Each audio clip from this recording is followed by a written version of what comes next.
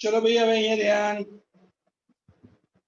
જોઈએ જ્યારે sin omega t મહત્તમ હશે ત્યારે e મહત્તમ એટલે મેં લખ્યું જ્યારે sin ઓમેગા t મહત્તમ એટલે પ્લસ ઓર માઈનસ ત્યારે e મેક્સિમમ ભાઈ e મેક્સિમમ કેટલું થઈ શકે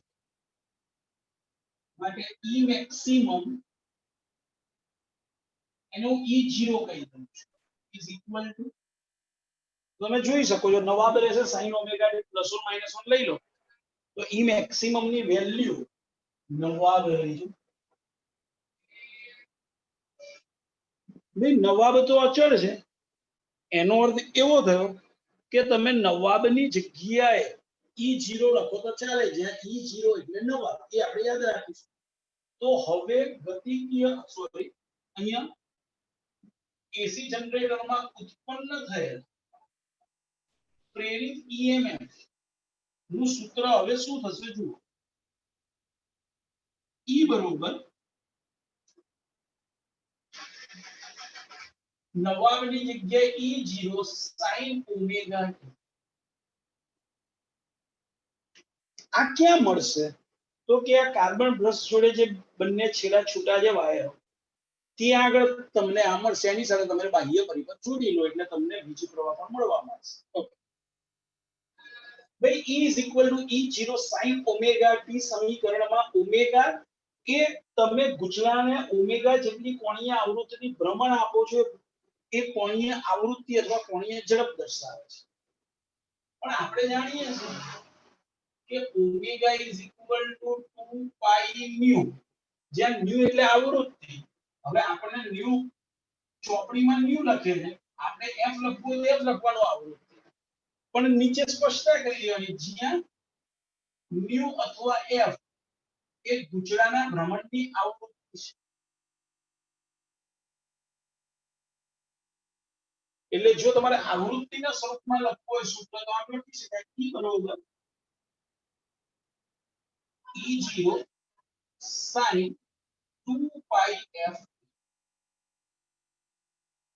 અર્થાત આ સમીકરણ એવું દર્શાવે છે કે સમય સાથે સતત પ્રેરિત EMF બદલાય છે ઓકે કઈ રીતે બદલાય છે મારે જાણવું છે સમજો તો એ માટે હું એક કોષ્ટક બનાવું છું તમે બધા ચેક કરજો કોષ્ટક સમજવાનો ટ્રાય કરજો સમય સાથે બદલાય છે એટલે પહેલા કોષ્ટકમાં મેં લીધું સમય ઓકે હવે જેમ સમય બદલાશે એમ તમે જાણો છો કે ખૂણો ઓમેગા t બદલાશે જે ખૂણો છે એટલે આપણે થીટા કહું છું થીટા બરોબર ઓમેગા t હવે ઓમેગા એટલે તમે 2π બાય કેપિટલ T પણ લખી શકો છો 2π બાય કેપિટલ T જ્યાં કેપિટલ T આવર્તકાળ હશે અને આ ગુણ્યા સ્મોલ તમારે જે રીતે લખવું હોય લખી શકાય પછી લખીએ કે ભાઈ એને કારણે ફ્લક્સ માં થતો ફેરફાર એટલે ફ્લક્સ ભાઈ t ક્ષણે ફ્લક્સ નું સૂત્ર શું હતું તો કે NAB cos omega t NAB cos omega t એટલે હું થીટા કહીશ કેમ ઓમેગા t થીટા અહીંયા નામ આપી દીધું છે એટલે આખું લખવાની જગ્યાએ થીટા લખું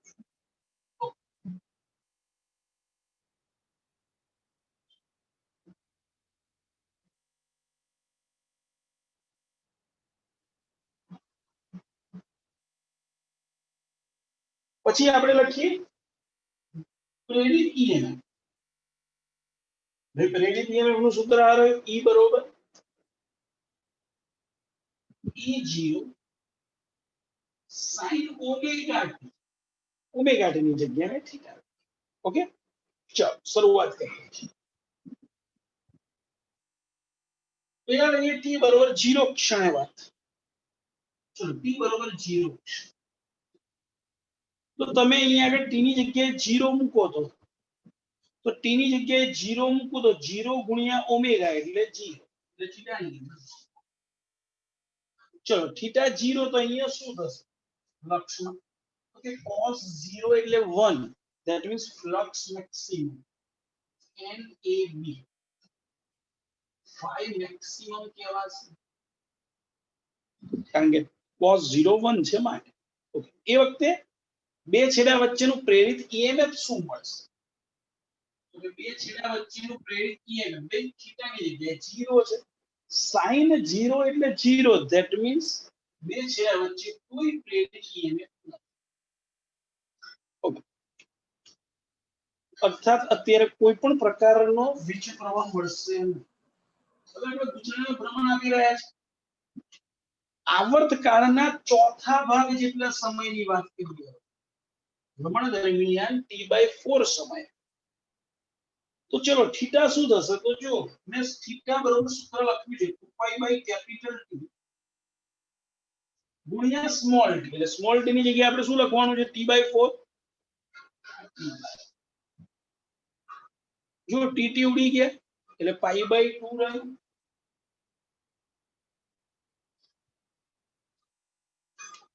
આ કેપિટલ T ઉડી જશે અને આ બે દૂચા એટલે કે π/2 રહ્યું. મૂકી દો થીટાની આ કિંમત π/2 ફ્લક્સના સૂત્રમાં. બે cos π/2 એટલે 0, એટલે ફ્લક્સ બની ગયો 0. ઓકે, તે સમયે પ્રેરિત EMF શું હશે? તો કે થીટાની જગ્યાએ π/2 છે, sin π/2 એટલે 1, that means E is equal to Eg.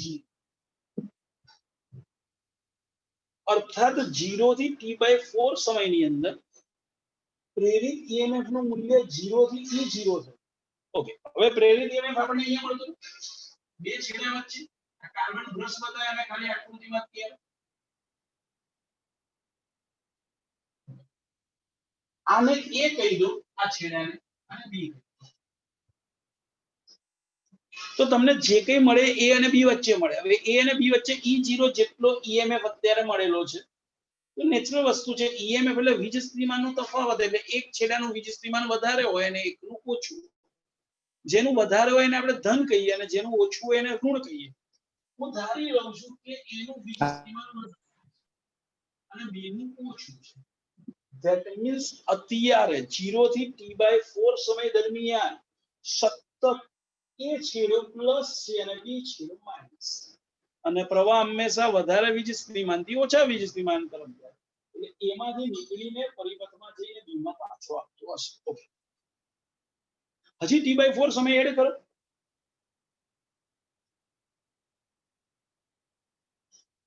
ચલો T/4 એડ કરવું એટલે શું થશે? T/2. એક T/4 તો હતો જ, એમાં બીજો T/4 એડ કર્યો એટલે 2 ટાઈમ્સ T/4 એટલે T/2. ચલો તો થીટા શું થાય? મૂકો જો ભાઈ, આ થીટાના સૂત્રમાં 2π/ કેપિટલ T તો છે જ, ગુણ્યા સ્મોલ t. સ્મોલ t ની કિંમત શું મળી છે આપણને? Capital T/2. આ કેપિટલ T/2. ભાઈ હવે તો સાદુરૂપ તમે મોઢે આપી શકો એમ છો. પાઈ થશે, જોઈ શકો છો. કેપિટલ T કેન્સલ, 2 કેન્સલ, તો રહ્યું શું? ખાલી પાઈ. ચલો એ થીટાની જગ્યાએ પાઈ મૂકી દો. તો cos પાઈ એટલે -1, that means flux minus AB. Okay, પ્રેરિત EMF માં થીટાની જગ્યાએ પાઈ મૂકો તો sin પાઈ 0 એટલે Eg. જો અર્ધ ભ્રમણ પૂરું થયું 0 થી T/2, 0 થી T/2 દરમિયાન શું થયું? જો ધ્યાનથી, વોલ્ટેજની કિંમત 0 થી વધી મહત્તમ થી ઘટીને 0, અને સમગ્ર આ અર્ધ આવર્તકાળ દરમિયાન સતત એ છેડો પોઝિટિવ અને B છેડો નેગેટિવ. આ સમગ્ર અર્ધ ભ્રમણ દરમિયાન A પોઝિટિવ અને B નેગેટિવ. પ્રથમ અર્ધ ચક્ર પૂરું થયું. આપણે એક આખા ભ્રમણની ચર્ચા કરવાની છે.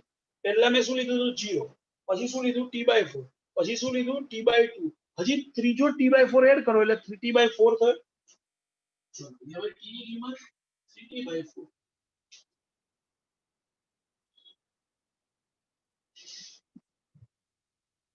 ચલો તો ખૂણો શું થશે? તો કે T/4 હતો ત્યારે ખૂણો π/2 હતો, તો 3T/4 હોય તો 3π/2.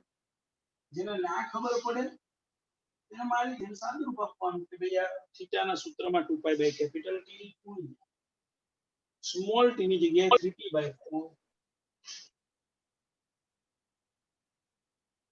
સાદુરૂપ આપો તો જો 3 ટી ઉડી જાય 2 દુ 4 એટલે કે 3 પાઈ બાય 2 જે અહીંયા કર્યું હતું એ જ બધું આવી ગયું ખાલી આ ત્રણ વધારાના આયા એટલે 3 પાઈ બાય 2 ઓકે અહીંયા કિંમત મૂકી cos 3 પાઈ બાય 2 એટલે 0 તો 0 ગુણ્યા સમથિંગ 0 એટલે flux 0 okay sin 3 pi by 2 એટલે -1 એટલે -1 ગુણ્યા e0 એટલે -1 ભાઈ માઈનસ થઈ ગયું એટલે એ છેડાનું વોલ્ટેજ જે પ્લસ હતો એની જગ્યાએ માઈનસ બતાવે છે ધેટ મીન્સ છેડા ઉલટાઈ ગયા જો બીજા તબક્કા દરમિયાન એ માઈનસ થઈ ગયું અને બી પ્લસ થઈ ગયું છેડા ઉલટાઈ ગયા જે અત્યાર સુધી પ્રથમ અર્ધાવર્તમાં એ પોઝિટિવ હતો હવે એ નેગેટિવ થયો અને બી નેગેટિવ હતો એ પોઝિટિવ થયા ઓકે હજી બીજો t/4 સમય એડ કરો એટલે એક આખું ભ્રમણ પૂરું થાય ભાઈ 4t/4 એટલે કે એક આવર્તકાળ કમ્પ્લીટ ચલો ભાઈ એક આવર્તકાળ કમ્પ્લીટ કરી રહ્યા છે ચલો સૂત્રમાં મૂકો થીટામાં 2 pi by capital T small T ની જગ્યાએ કેપિટલ ટી તો ટી કે 2 પાઈ ચલો ભાઈ અહીંયા કિંમત મૂકો cos 2 પાઈ cos 2 પાઈ એટલે તો કે 1 1 into NAB એટલે NAB એટલે ફ્લક્સ મહત્તમ થઈ ગયું પાછું પ્રેરિત EMF ભાઈ sin 2 પાઈ એટલે 0 મારે પ્રેરિત EMF 0 તો જુઓ બીજા અર્ધ ચક્ર દરમિયાનની પરિસ્થિતિ જુઓ બીજું અર્ધ ચક્ર t/2 થી t એટલે બીજું અર્ધ ચક્ર થયું બીજા અર્ધ ચક્ર દરમિયાન તમે માર્કિંગ કરો જો પરિસ્થિતિ EMF 0 થી મહત્તમ પણ વિરુદ્ધ દિશામાં -e0 છે that means a નેગેટિવ અને b પોઝિટિવ છે a ઋણ અને b ધન અને પાછું -e0 થી 0 થયું આમ સમગ્ર એક આવર્તકાળ દરમિયાન અહીંયા વોલ્ટેજ કેવા થાય છે 0 થી મહત્તમ મહત્તમ થી 0 દિશા ઉલટાઈને ફરીથી મહત્તમ અને મહત્તમ થી 0 હવે વોલ્ટેજ જે પ્રમાણે બદલાય એ પ્રમાણે પ્રવાહ બદલાશે માટે પ્રવાહ પણ 0 થી મહત્તમ મહત્તમ થી 0 દિશા ઉલટાઈને ફરીથી મહત્તમ મહત્તમ થી 0 આમ અહીંયા આગળ જે આપણને એસી વોલ્ટેજ કે એસી પ્રવાહ એટલે કે વોલ્ટેજ કે પ્રવાહ મળી આવે છે એ સતત ઉલટ સુલટ છે એના પ્લસ અને માઈનસ ના છેડાઓ સતત ઉલટાય છે એટલે કે એની દિશા સતત બદલાય છે માટે એને ઉલટ સુલટ પ્રવાહ કહીએ છે એને ઇંગ્લિશમાં કહે છે અલ્ટરનેટ કરંટ માટે એને એસી વડે દર્શાવીએ છે અલ્ટરનેટ કરંટ અલ્ટરનેટ નો એ અને કરંટ નો સી એસી કરંટ બોલો ક્લિયર છો ભાઈ અહીંયા ખાસ કરીને બાયો વાળા માટે હું અહીંયા લખી રાખું છું cos 0 અને cos 2 પાઈ બરોબર 1 cos પાઈ બરોબર minus cos pi by 2 cos 3 pi by 2 બરોબર 0 sin માટે sin 0 cos sorry sin 2 pi બરોબર 0 અને sin પાઈ બરોબર પણ 0 sin 0 sin 2 પાઈ sin પાઈ 0 આ sin પાઈ પેલા લખીએ sin 2 પાઈ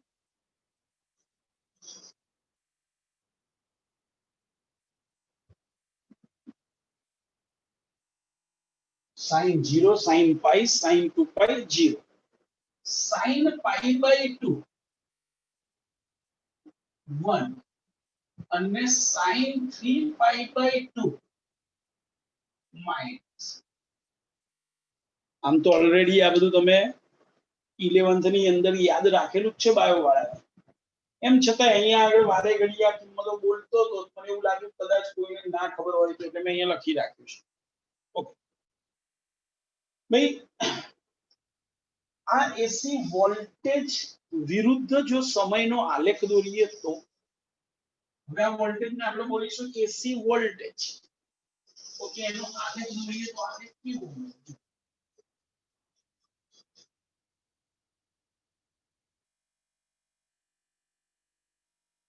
આ વોલ્ટેજ વિરુદ્ધ સમયનો આલેખ. વોલ્ટેજ વિરુદ્ધ સમયનો આલેખ. ઓકે, પહેલા તો સમયની કિંમત કઈ છે? તો એક તો 0, પછી t/4, પછી t/2, પછી 3t/4, પછી એક આવર્તન. ઓકે, વોલ્ટેજની કિંમતો શું છે? 0 મહત્તમ, 0 માઈનસ મહત્તમ, 0. ધારી લો આ પ્લસ EG અને માઈનસ.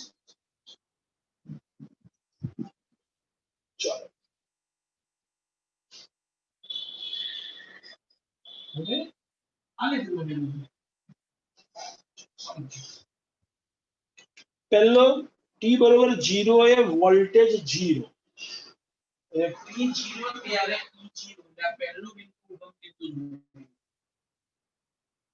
ચલો t/4 એ વોલ્ટેજ છે E0. t/4 આ વોલ્ટેજ E0 એટલે એ ભેગા થાય કામ.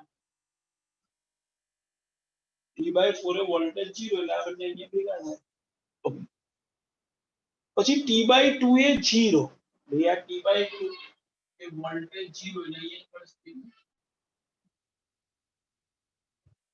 3t/4 એ માઈનસ E0. ભાઈ 3t/4 એ માઈનસ E0.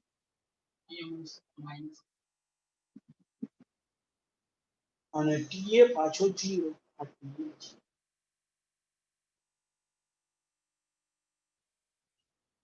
ચલો આ બિંદુઓને જોડી દો.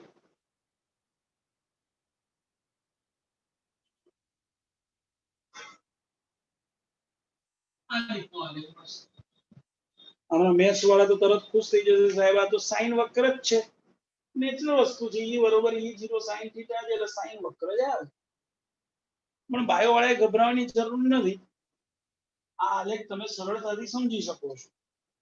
ચોપડીમાં આ કશું જ નથી ભાઈ, એટલે ચિંતા કરવાની જરૂર નથી. પરીક્ષામાં કઈ પૂછવાનું નથી. આ તો તમને પરફેક્ટલી સમજણ પડે કે છેડા કઈ રીતે ઉલટાય છે સમજાવવા માટે મેં આખી આ રચના બતાવી છે.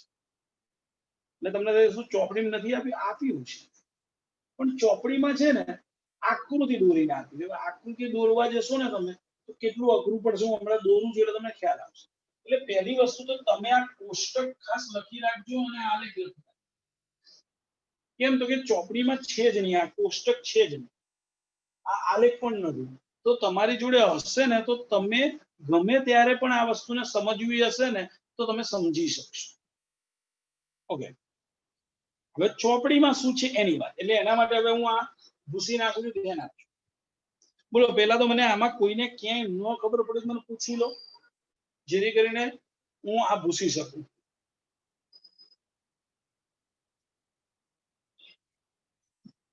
ઓકે, કોઈનો પ્રશ્ન નથી, ધેટ મીન્સ હું એવું સ્વીકારી લઉં છું કે આમાં બધી પરફેક્ટલી ખ્યાલ આવી ગયેલી છે. Okay, that's good. હવે આગળ જે ચોપડીમાં શું આપ્યું છે એ દર્શાવું છું, ધ્યાન આપજો. એ માટે આ ઉપરની જગ્યા જવા દઉં છું અને કોસનું જે કોસ અને સાઈન ની વેલ્યુ લખેલી હતી એ પણ તમારે બાયો વાળાએ ખાસ લખીને રાખવી, જેથી કરીને તમે ક્યાંક કન્ફ્યુઝ થાવ તો આ લખેલું હશે તો કામ લાગશે.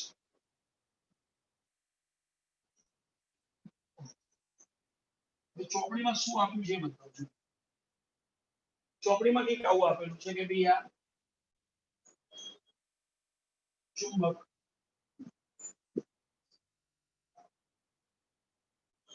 આ બે ચુંબક ની વચ્ચે ગૂંચળું ભ્રમણ કરે છે. ચલો અત્યારે t બરોબર 0 ક્ષણે ગુચરું આ રીતે ગોઠવેલું છે.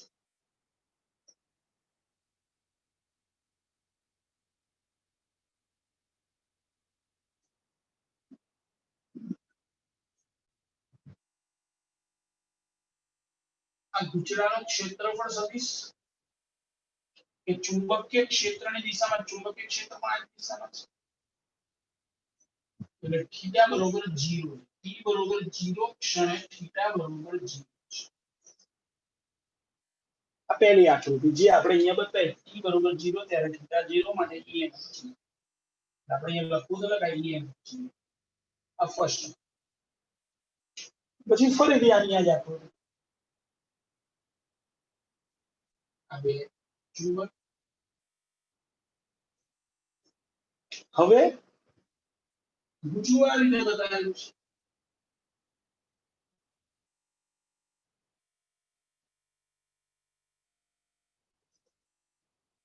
That means હવે ગુચરું 90 ડિગ્રીએ પહોંચી ગયું. ગુચરાનું ક્ષેત્રફળ સદિશ આ દિશામાં છે. આ સદિશ છે અને ચુંબકીય ક્ષેત્ર આ દિશામાં છે. a અને b વચ્ચેનો ખૂણો 90 થઈ ગયો ક્યારે? આવર્તકાળના ચોથા ભાગે એટલે t બરોબર t/4 અને થીટા બરોબર π/2 અને એ વખતે em પછી આ બીજી આકૃતિ છે. પછી ત્રીજી આકૃતિ છે. આ ગુચરું સોરી ચુંબકની વચ્ચે આ ગુચરું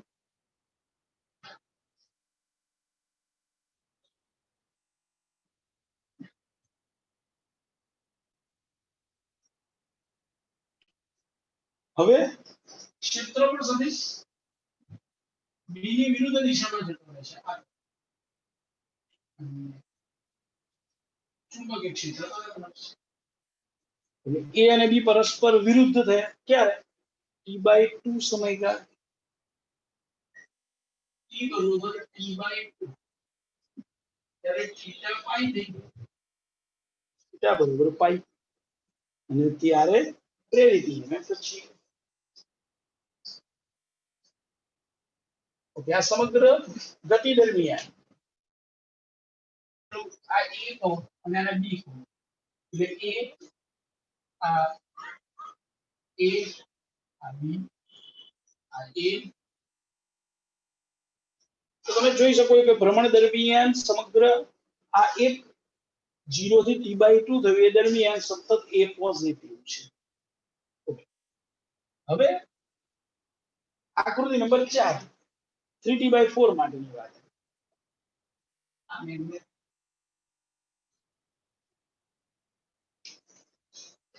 હવે આ ગુચરું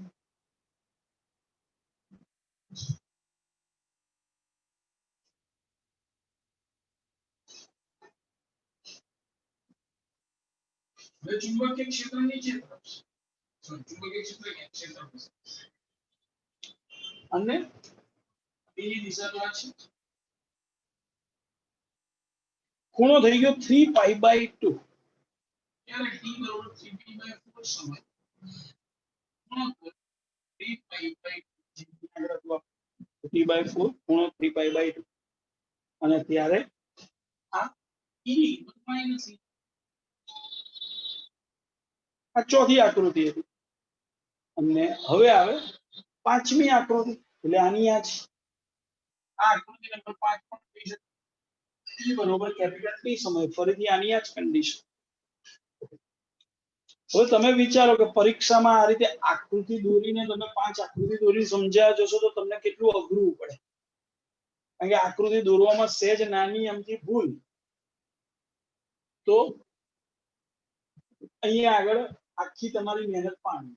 એની જગ્યાએ જો તમે આ રીતે કોષ્ટક બનાવીને લખો તો ક્યાંય ભૂલ જ ના પડે. હા, થોડું કોષ્ટક મોટું પડે કદાચ આકૃતિ કરતા, પણ આકૃતિમાં સમય વધારે જશે, આ કોષ્ટક બનાવવામાં સમય ઓછો જશે. ઓકે, પછી તમારી મરજી. મેં પેમ્પલેટની અંદર આકૃતિ દોરી નાખી છે કારણ કે ચોપડીમાં આકૃતિ છે. નો ડાઉટ પરીક્ષામાં આવો પ્રશ્ન પૂછાય પણ નહીં, પણ આ તો મેં તમને સ્પષ્ટતા કરી દીધી. બોલો ભાઈ, કોઈને એસી જનરેટરમાં ક્યાંય તકલીફ?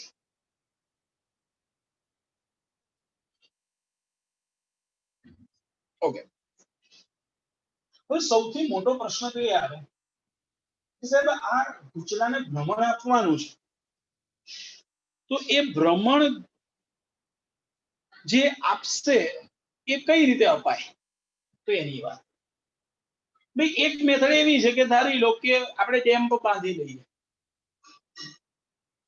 હવે ડેમ પરથી જે પાણી પડશે એ પાણી આ આર્મેચર ઉપર પડે, એટલે આર્મેચર ભ્રમણ કરે. તો આવું જે એસી જનરેટર જ્યાં આગળ હોય એને હાઇડ્રો પાવર જનરેટર કહેવાય. એને શું બોલાય? Hydro power generator. એમાં શું હોય? પાણીનો, એટલે કે ધોધ ઉપરથી પાણી જે પડે ડેમમાં, એ પાણી આ આર્મેચર ઉપર પડે અને એને ભ્રમણ આપતું જાય. સામાન્ય રીતે તમે જુઓ છો નર્મદા ડેમ જેટલી વધારે ઊંચાઈએ હોય ત્યાંથી પાણી પડે એટલે તમને આ આર્મેચર ત્યાં આગળ ગોઠવેલા હોય અને આ રીતે વીજળી ઉત્પન્ન કરી શકાય. એક. નંબર 2, દર વખતે આ તો માત્ર ચોમાસાની સિઝન દરમિયાન યા બહુ તો મેક્સિમમ શિયાળા સુધી ડેમ પર પાણી ફ્લો કરી શકાશે. પછી તો પાણીનું લેવલ ઘટી જશે તો તમે પાણી કઈ રીતે ફ્લો કરશો? તો કે એવા સંજોગોમાં શું કરવાનું? તો કે બીજું પાવર સ્ટેશન બનાવેલું હોય જેની અંદર પાણી જે છે એ પાણીને કોલસા દ્વારા ઉકાળવામાં આવે, વરાળમાં ફેરવી દેવામાં આવે. હવે તમે વિચાર કરો, પાણીને ખૂબ જ ઊંચા તાપમાને વરાળમાં ફેરવું એટલે એની પાસે કેટલી બધી ઉષ્મા ઉર્જા હશે, અને ઊંચા દબાણે આ વરાળ આ આર્મેચર પર આપાત કરવામાં આવે. આટલા ઊંચા દબાણે આટલી બધી ઊંચી ઉર્જા સાથે આ વરાળ આ આર્મેચરને ભ્રમણ આપશે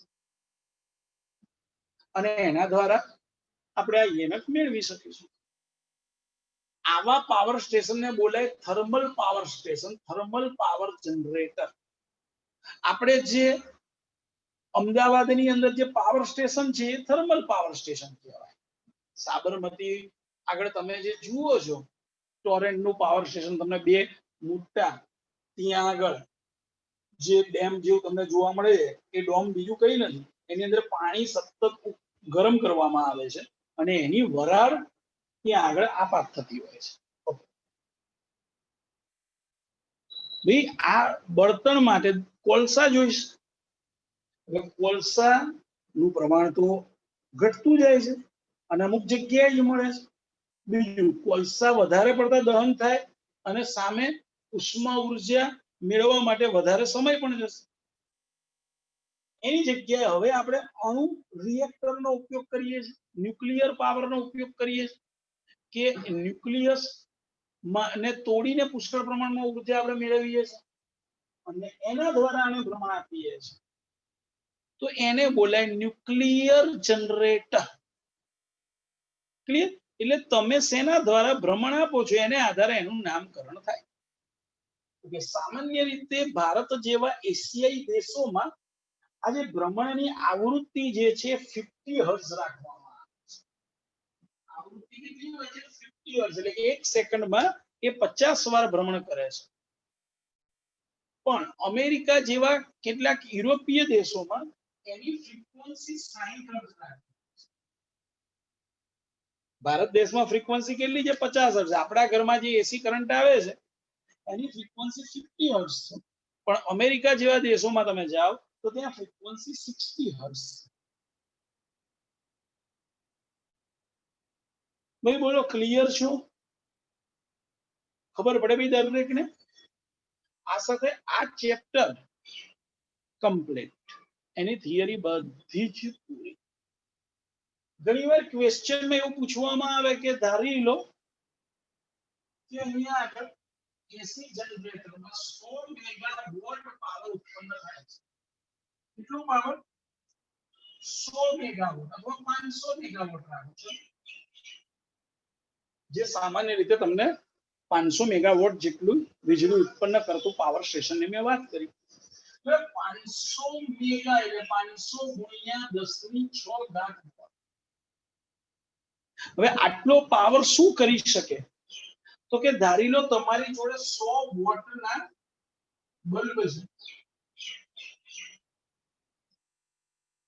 તો 100 વોટના બલ્બ કેટલા 5 ગુણ્યા 10 ની 6 ઘાત બલ્બ તમે એક સાથે પ્રકાશિત કરી શકવાના છે. આ 500 મેગાવોટ એ 100 વોટના 5 લાખ બલ્બ 5 ગુણ્યા 10 ની 6 ભાઈ 50 લાખ 5 લાખ નહીં 50 લાખ બલ્બ ને પ્રકાશિત કરી શકે 100 વોટના. તમે વિચારી શકો છો કે કેટલો બધો પાવર આપણને મળે જનરેટ થાય છે. બોલો એટલે આવું ઓબ્જેક્ટિવ પૂછી શકે. બોલો ભાઈ હવે આખા આ થિયરીમાં કોઈને ક્યાંય પ્રોબ્લેમ છે ભાઈ?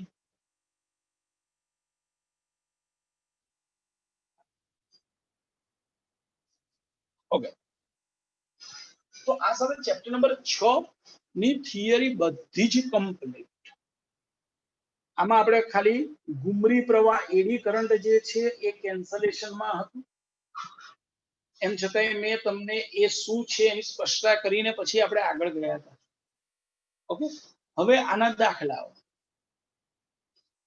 ઉદાહરણના કે 2 દાખલા બાકી છે જેની ચર્ચા નેક્સ્ટ લેક્ચરમાં કરીશું. ભાઈ દરેક જણ ખાસ ધ્યાન રાખે, એક્ઝામ જો તમે નહીં આપો તો બહુ મોટું તમારું પોતાનું નુકસાન કરો છો. તમે જાતે પગ પર કુહાડી મારી રહ્યા છો, ધ્યાન રાખો. તમે જો આજના ન્યૂઝપેપરમાં જે લોકોએ 720 માંથી 720 આપતાબે મેળવ્યા છે ને એક છોકરીએ મેળવ્યા છે, 2 જણે મેળવ્યા 720 માંથી 720.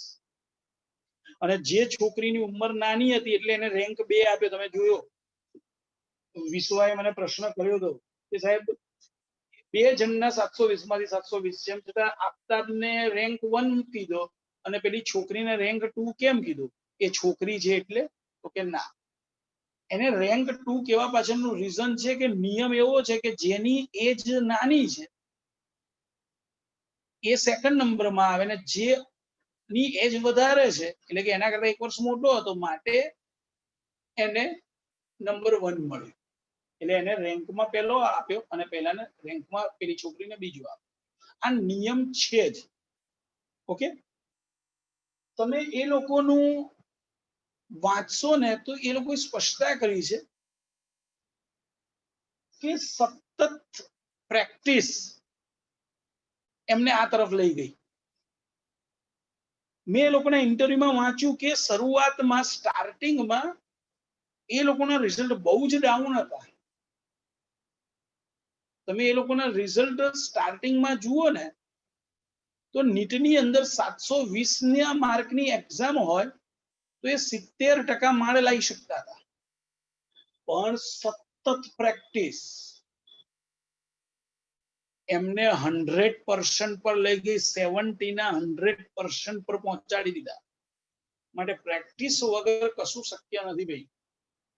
એટલે તમે જો આળસ કરશો ને કે ભાઈ એક્ઝામ અપાય છે, નહીં આપે તો ચાલશે, કોને ખબર પડશે, કોણ આપણને કહેશે, બહુ તો કહેશે તો શું કરી લેશે મમ્મી પપ્પા યા ટીચર, અમે કશું નહીં કરી શકીએ. વાત સાચી, પણ તમે તમારી જાતે તમારું ભવિષ્ય બગાડો છો એ પણ નક્કી ને જોયું. જો આ બંને વિદ્યાર્થીઓએ પણ એવું સહેજ પણ આળસ કરી હોત તો આજે 720 માંથી 720 ના લાવી શક્યા હોત. એટલે હંમેશા પ્રેક્ટિસ બહુ જરૂરી છે અને પ્રેક્ટિસ માટે એક્ઝામ આપવી તમારે બહુ જ જરૂરી છે. એટલે સતત એક્ઝામ આપજો. જે લોકો લેશન નથી કરતા મહેરબાની કરીને લેશન મોકલજો. અને મેં કીધું એમ કે 100 માર્કનું પેપર જે લોકોને બાકી છે એ મહેરબાની કરીને આ 3 દિવસની અંદર પહોંચાડી દે. ઓકે, મળીએ સાંજે.